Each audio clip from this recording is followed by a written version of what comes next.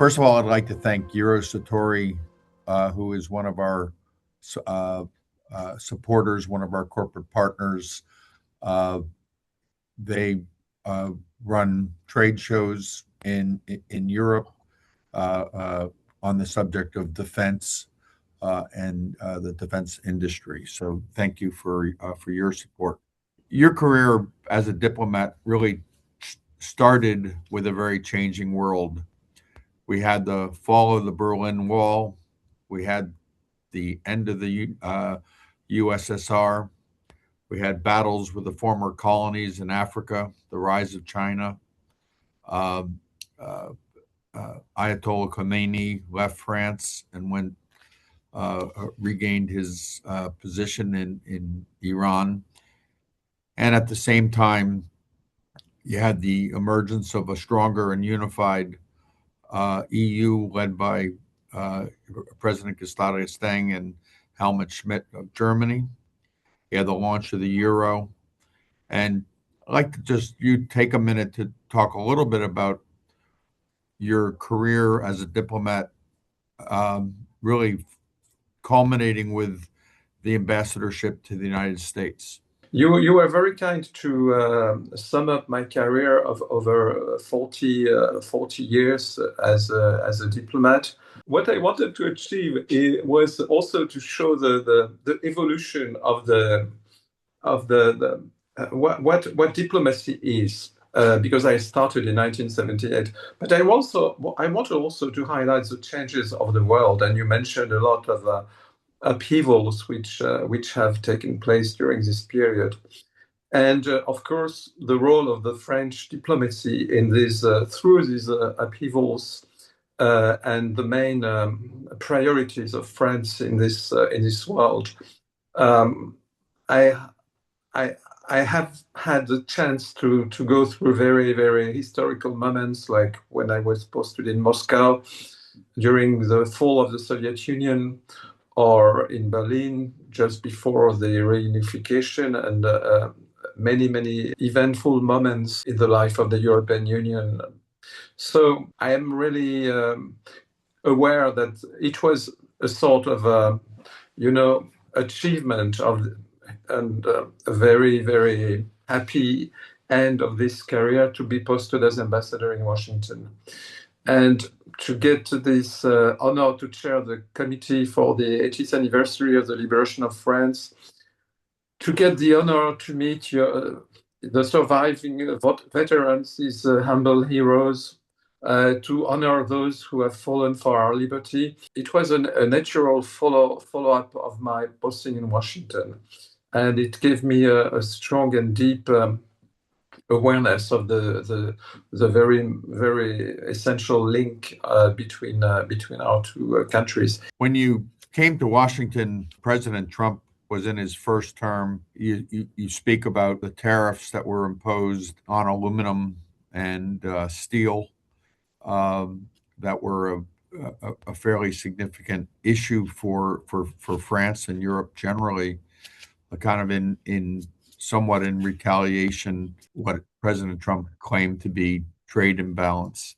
Can you talk about, that was in your early days as ambassador to the U.S. and that was obviously a significant issue, and you mentioned it in your book. I discovered during my ambassadorship that President Trump is really considering tariffs as an essential tool of public policy and foreign policy for the United States.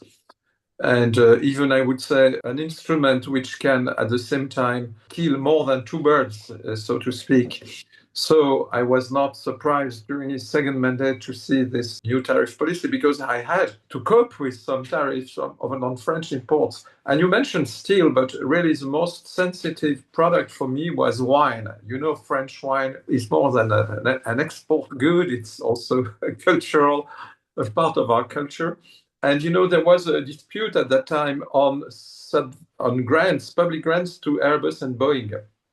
And in the context of this dispute, there was a decision by the US administration to put tariffs on French wine and wines from all Airbus countries in Europe.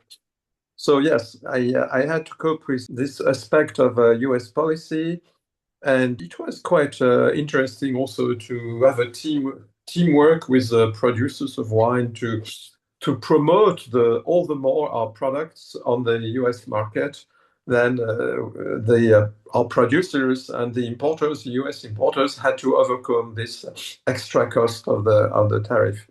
So now I am not anymore in the business of diplomacy. I'm retired, but I'm following what's happening on this front, and it is not a surprise for me.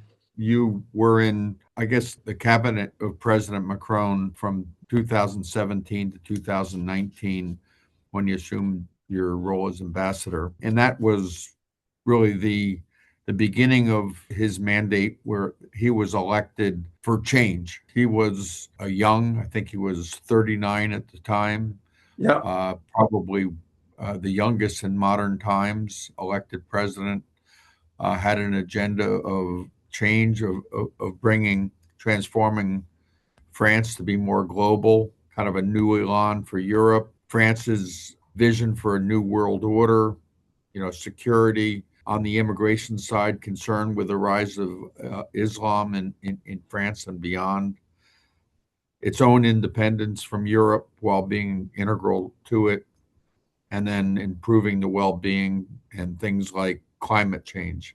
How successful do you think he has been, and how well do you think France as a nation has accepted the need for change? Our president, our young new president at that time, expressed three complementary ambitions. One was to reform France. The second one was to relaunch the European integration, especially with Germany, but also with all other member states of the European Union. And as you said, the third level was to promote cooperation in the world, knowing that the international system based on the United Nations and other organizations went already then through a certain set of problems. And you mentioned climate. You remember all that at that time, President Trump withdrew for the first time. He did it again recently. The United States from the Paris Climate Accord from 2015. So one of the goals in this chapter, third chapter, was to defend the Paris Climate Accord but it was only one aspect. I must say that the most painful memory I have was our experience in the Sahel countries. While with President Macron and his team and his government really were successful in the broad cooperation with Africa, especially with English-speaking or Portuguese-speaking countries, but also some French-speaking countries, we continued to fight, and tens of our soldiers were killed in this war against terrorist groups. But in those three countries where our army has fought, Burkina Faso, Niger, and Mali, we had a very poor governance. And it was this reason which made it impossible when our army, in cooperation with the local armies, of course, and with the support of Europe, with the support of the United States, with other nations, succeeded in fighting against the terrorist groups. The civil governance didn't really come back. So it is something I think the US has known in other wars. And so it was a bitter event when I was not anymore in the Elysee, but when we heard that after some military coup in those countries, we had to leave. We had to leave because we were there at the request of the countries, of course. And it was absolutely impossible to stay without this request. This said, I remember also with really enthusiasm how much we made progress for a more effective globalization, also for Africa. For instance, how we convinced the Bretton Woods institutions, especially the IMF, to issue more drawing right, which is the way of financing, which is emitted by the IMF. And we convinced the richest countries to make poorer countries benefit. The other positive thing I want to mention is Europe. the President Macron made a big speech in September 2017 in the University La Sorbonne, and he really presented a program which has been accepted after a couple of years, especially after the brutal invasion of Ukraine by Russia. And we have made really big progress also here in the European Union. As for the second part of your question, I must say that France is not a country easy to reform, but the competitiveness of the French economy has been really decisively improved. One of the top aspects for this policy, I have also been part of it, is the attractiveness of the French economy for US and other investments. And I think we have President Macron has introduced reforms which have really improved the competitiveness and the openness of the French economy. He has also promoted tech innovation and called France a startup nation. We have seen in the Las Vegas Consumer Electronics Show how our startups are really, and I was proud of this, being there with them, are really successful. The negative point for me is the public finance. The public finance has been improved at the beginning, but after the COVID pandemics, the situation of our public finances has been worsened, and it is now a weakness for our country. You visited 43 states, I believe, and were able to learn what I think was, for the first time, deep understanding of the U.S. and the U.S. culture. I made a long trip by car, taking my own food and taking everything necessary for the travel from Washington to Chicago. And I visited Ohio, and I visited Michigan on the way, and Western Pennsylvania, Pittsburgh. So even in COVID times, I wanted to travel. But then came the election of in 2020 and the transition, of course. I don't know whether you mean the 6th of January, but of course it was a big shock then for everybody. Being an observer and friend of the United States, I was in Washington on that day. And then the transition to the new administration, the Democratic administration. I must say the style was very different. It's not only about the policy, which of course were very different, as the policy choices, the decisions. It was also about the style. And it's also the normal life of a diplomat. You have to adapt to the government you have to work with. So we had to learn another style, maybe in a way better organized, more structured. I mean, in the White House in particular, especially at the beginning because of COVID, the contacts with the Biden administration were, of course, difficult normally because of COVID. But I remember the Biden administration at the beginning took many more precautions than Trump administration at the end of the first Trump mandate. So a lot of remarks and a lot of interesting observations. But of course, more importantly for me, the transition meant how to organize the contacts of my country, my president, my government with the new president, the new US government. So this sort of transition is also much work for the ambassadors because it means not only to adapt, but also to establish the contacts with the new team and new teams. Let's turn to the Ukraine that, in February of 2022, Russia invaded Ukraine. Ukraine that wasn't part of Europe, wasn't part of NATO, but obviously was a major concern to the Western world, even to the point where President Macron went to Moscow to try and resolve it with President Putin, unfortunately unsuccessfully. Talk about the concerns of Europe and their paramount importance, the fear that this is only step one in the recreation of the Soviet Union, concern for the Baltics, concern for Poland and some of the eastern parts of Europe. As I said before, I had been posted in Moscow in 1991, 1994. So I lived through the fall of the Soviet Union and the big difficulties of the Russian people at the time. So in a way, I understood where Russia came from. But I was also ambassador to Romania between 2002 and 2005 at the time of the accession of Romania to the European Union. And Romania has a border with Ukraine and had a border and Moldova and had a border with the Soviet Union. And Romania was part, with Poland and with the three Baltic republics of those five countries, which were the victim of the Ribbentrop-Molotov Pact between Stalin and Hitler before World War II. Those countries really now know from their history and their geography what it means to be threatened by the powerful Russian neighbor. Personally, understood, of course, maybe better than others who have not lived in Russia, the feelings of the Russian people in the 1990s, and also the kind of project which Putin, while he suppressed the democracy in Russia more and more, but he presented to his people this project of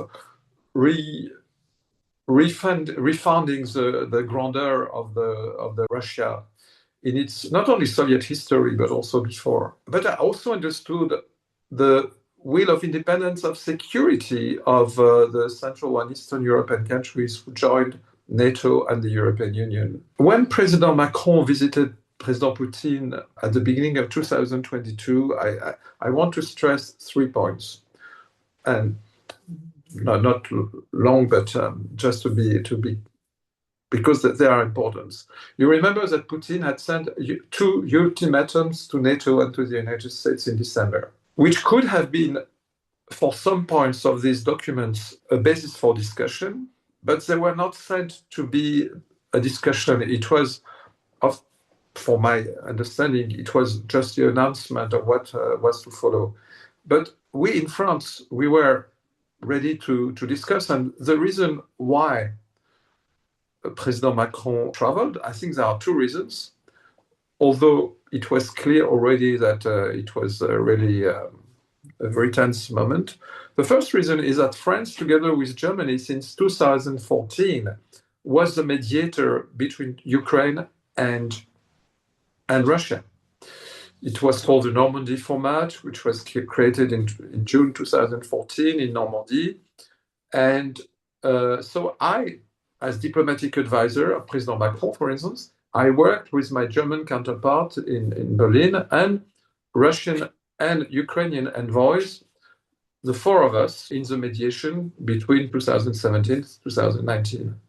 So President Macron had this responsibility, but he had also the responsibility of a country which is, France is a permanent member of the Security Council of the United Nations, which is also a responsibility. So when he traveled to Moscow and to Kyiv, because President Macron has a very close relation with President Zelensky. I can tell you, because I organized the meeting, he even invited Volodymyr Zelensky to Paris before Zelensky's election, before the second round of the election, where Zelensky was elected president of Ukraine. So they know each other very well. And Macron had also met a lot of times Putin at that time. So it was his responsibility, even if obviously the chances to convince Putin to accept a real discussion and not to use brutal force, it was maybe hopeless, but he had to do it anyway. It is a responsibility of my country in these conditions.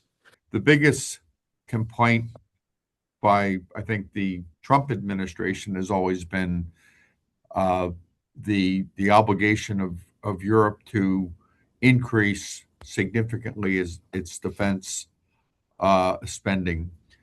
It had for many years, some would say since the end of World War II, favored butter to guns. And this is despite the financial conditions that not only France has, but many of the other German states, many of the other European states has, that they have increased significantly spending. And at the same time, the U.S. has been focused on other parts of the world, including Iran.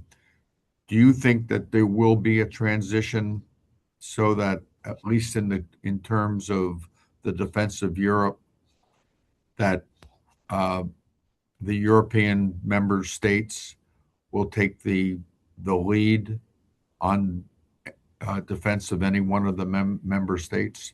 I must say that France is among the countries who have, and it was a mistake, diminished the budget after 1991 as the fall of the Soviet Union, this so-called dividends of peace. I do not deny this, but different from other countries, France has kept a very active and agile army and kept a very, very close relation between the French armed forces and the American armed forces. And it is one of the assets of our relation. And the French army is among the few ones in Europe who has committed to operations abroad. In particular, we mentioned this already for Africa, the fight against terrorist groups. So we in France always kept this tradition of an active policy of defense, even if we should not have the budget of defense, as we did. But this is important to remind also the fact that France has kept a military equipment industry. We have bought our own fighter jets, for instance. We have bought, since General de Gaulle, our own nuclear capacity. We have a national nuclear deterrence. We have an aircraft carrier, which is the case only for France and the United Kingdom. We have nuclear submarines. We have been very keen to remain a very active player for our collective defense. This said, now we must be grateful to the United States to tell us, and to have been telling us for years now, you should increase your contribution to the collective defense. I think it is a very important message. I think that France is among the countries, especially starting with President Macron. As soon as he was elected, he has put forward to the parliament a multi-annual planning for an increase of the budget of defense starting in 2017. So we have really now embarked on this effort. But I want to draw your attention to the goal. This is important, and it is your question also, and I am grateful to you for that. The goal is not only to spend more money. The goal is the political will to get involved, to be committed to the defense of others, and also to be able to shoulder operations without asking each time the United States for being there with us. I mean, there are issues where we must absolutely get a US and a European involvement because it's too big for the Europeans. And to handle the Russian threat, for instance, is something really important also, I think, for the US and dangerous for, even if the US is there is the Atlantic Ocean between you and Europe, but I think it is of concern for the US, for our global security. But for other types of conflicts, we should be able to do it ourselves. I go that far to say that the best way to keep the alliance with the United States, for us Europeans, because we want to keep this alliance, we want to keep the Atlantic Treaty, we want to keep NATO. But the best way to do it in the long run is to show we are serious and we are ready not only to spend more, but to take a share of the burden, what they call in NATO burden shifting, in terms of military and military industry involvement. I think we are doing this with Ukraine now, even if there, as I said, we need also the US to continue to be engaged. We have learned a lot also from Ukraine itself, the Ukraine at war, with its courageous resistance against the invasion. This battlefield has been 4 years already. It's incredible, and it is lasting a source of sufferings, of huge losses. On the other hand, we have now in Europe a Ukrainian army which is really which has an impressive experience. Look at how they fight with drones, and they have invented a lot of warfare techniques. So against a much more powerful country. You know that France is chairing the G7 this year in 2026. And Emmanuel Macron, as the president of France, chairing the G7, immediately called a summit of the G7 leaders and mentioned and underlined that France will be among the countries which are ready to take on their duty to participate to a Navy multinational force to make it possible for commercial ships to navigate again in the Hormuz Strait. But of course, the European nations said they will do that when the conditions allow this reopening of the Strait of Hormuz. So now we will see what happens. One of the conditions of the ceasefire was the reopening of the Strait of Hormuz. I don't know whether it is really reopened. But anyway, there is an availability of the European nations here to do their part of the job. And by the way, our president, as soon as the war started, has moved a part of our Navy from Western and Northern Europe to the Middle East, also to protect our own people, but also to protect some EU countries which started to be bombed or attacked by Iran, like Cyprus, and also to work with our partners in the region, because France has defense cooperation agreements with the United Arab Emirates and also I think with Qatar and with Kuwait. So we have also our obligations there, and we have respected, I think, our obligations there. At the time of the fall of the Berlin Wall back in 1989, what's your point of view on that, and also the subsequent reunification of Germany? I was then in Brussels at that time, working in the context of the European Union. Mm-hmm. And I must say that it was a momentous period, not only for Germany and the reunification, but also for the European Union. It is a time when we started the European currency, the euro. There was a lot of historical decisions which were taken, in particular by Chancellor Kohl, Helmut Kohl, French President Mitterrand, and the President of the European Commission, Jacques Delors. We were building our internal single market at that time, which has now to be relaunched, completed, but it was a big success. So my perspective from this time is that it was necessary to react to the fall of the Berlin Wall, to accompany the German reunification.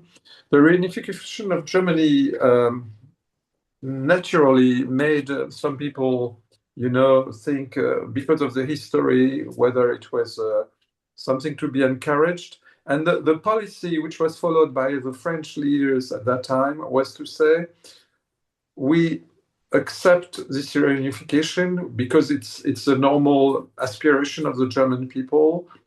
If the eastern border is recognized, the border between Poland and Germany after the war, if there is no more claims on the German side on territories which were lost because of the defeat of the Nazi, of course. And it was really important to modernize the border between Germany and Poland.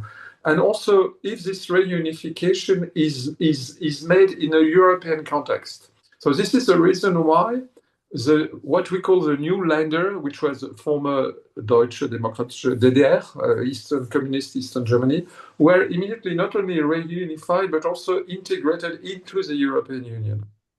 This was a huge success. But when I was in Berlin 30 years later, of course, I recognized visiting Eastern Germany, the former Eastern Germany, the Saxony, Thüringen, Brandenburg, Mecklenburg-Vorpommern, Sachsen-Anhalt, the Eastern Länder, that this reunification was really very, very quick, and that, of course, the people in Eastern Germany, a bit like in Central Europe in general, had no real time to debate, to appropriate, to own this way of doing. Although it was also their aspiration, of course, to have this reunification. So it has left some sequels, but it was all in all, I mean, a big success. About immigration and integration and what you call assimilation. It's obviously, when you speak about limitations to assimilating, it's true. It's not easy. There are some resistance. On the other hand, it's really important to reach two goals at the same time: to control migrations, not to give the impression to our people that we lose control. And this is really a lesson I learned from the time I was in Germany in 2015 when there was this big immigration moment. But also that we succeed in the integration of those migrants, which don't come only from Africa or Arab world. They come from all over the world. We have many Ukrainians, for instance, many people from Southeastern Asia. So we have the same phenomenon like the United States. We have, to a certain extent, the same issues. It is one of the most debated topics in the run-up to the French elections next year, of course. As permanent member of the United Nations Security Council, to respect the role of the UNSC and the United Nations, and to respect the international law in general. So this is my general answer, because it all depends what you call defensive operations. I take one example. In 2015, November 2015, France was attacked by terrorist groups. It was terrible. We had dozens of victims in the center of Paris. It was a Bataclan musical. France then took military actions and rallied other European nations, invoking a provision in the European Treaty. And we defended ourselves, but we had been attacked, of course. So it's a bit different. In attacking Daesh, or what you call ISIS, in northeastern Syria. And we have kept fighting against ISIS in Syria on the side of the US, by the way, and of the United Kingdom also. Do you believe Putin would settle for anything short of total domination of Ukraine? It's a really good question. I don't know, because his goal was not only to take some parts of Ukraine, but also to have in Kyiv indeed a regime which would be acceptable for him, which means would follow his policy, maybe Belarus, or I don't think it is easy, because the Ukrainians now want really, they fight so hard for keeping their independence. So after a certain moment, after more than 4 years, would the Russian president accept that he takes some gains, but he respects the will of the Ukrainian people? Might be in the first step, but the problem is to deter him from a third attack. I say a third because there was the first in 2014. And for this reason, if there is a political settlement, as we hope there will be in Ukraine as soon as possible, the guarantees for the security of Ukraine in the future is an essential part to deter new aggressions by Russia. Hopefully this was formative to all.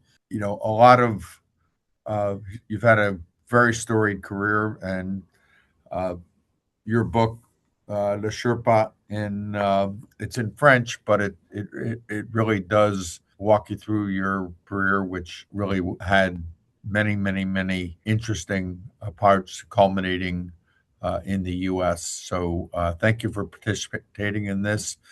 I hope the audience enjoyed it. And again, thank you, U.S.S.R for being a corporate partner and helping us with events like this. Thank you. Thank you very much. It was an honor to be with you.